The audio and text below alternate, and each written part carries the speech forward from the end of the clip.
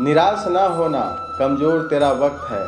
तू नहीं, जैसे समुद्र के पार जाने के लिए नाव ही एकमात्र साधन है, वैसे ही स्वर्ग में जाने के लिए सत्य ही एकमात्र सीढ़ी है, कुछ और नहीं। मनुष्य जिस रूप में ईश्वर को याद करता है, ईश्वर भी उसे उसी रूप में दर्शन देते हैं।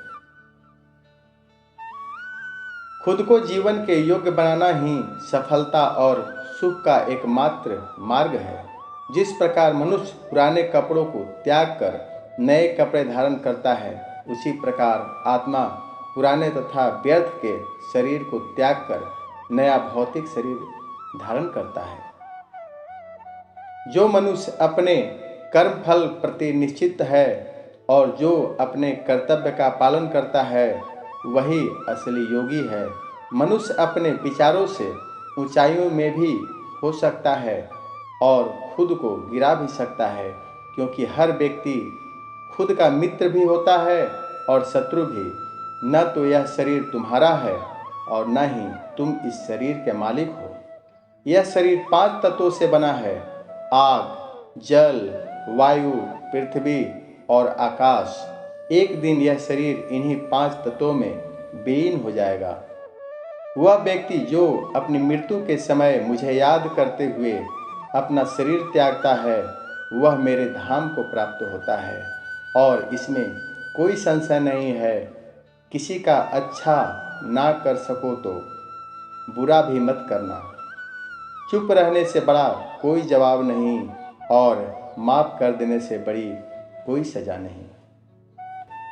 जब इंसान अपने काम में आनंद खोज लेता है, तब वे पूर्णता प्राप्त करते हैं। निंदा से घबराकर अपने लक्ष्य को कभी न छोड़ो, क्योंकि लक्ष्य मिलते ही निंदा करने वालों की राय बदल जाती है।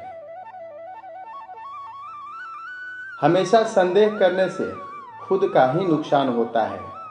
संदेह करने वाले व्यक्ति के लिए प्रसन्नता न ही इस लोक में है और न ही किसी और लोक में। जो पुरुष सुख तथा दुख में विचलित नहीं होता और इन दोनों में समभाव रहता है, वह निश्चित रूप से मुक्ति के योग्य है।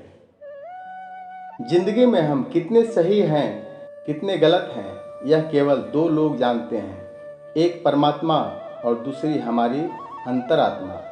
जीवन में बिना किसी कर्म को किए किसी फल की आशा करना इंसान की सबसे बड़ी भूल होती है। मनुष्य अपने जीवन में जो भी कर्म रूपी बीज बोता है, भविष्य में उसी का फल उसे प्राप्त होता है। मैं श्रेष्ठ हूँ, यह आत्मविश्वास है, लेकिन मैं ही श्रेष्ठ हूँ, यह अहंकार है। क्रोध से उत्पन्न होता है मोह और मोह से स्मृति।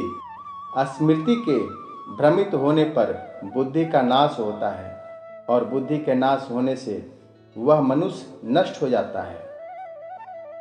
मेरा तेरा, छोटा बड़ा, अपना पराया, मन से मिटा दो, फिर सब तुम्हारा है और तुम सबके हो। जिस प्रकार सूर्य उगते ही अंधकार मिट जाता है, उसी प्रकार सही ज्ञान की प्राप्ति से अज्ञान का अंत हो जाता है।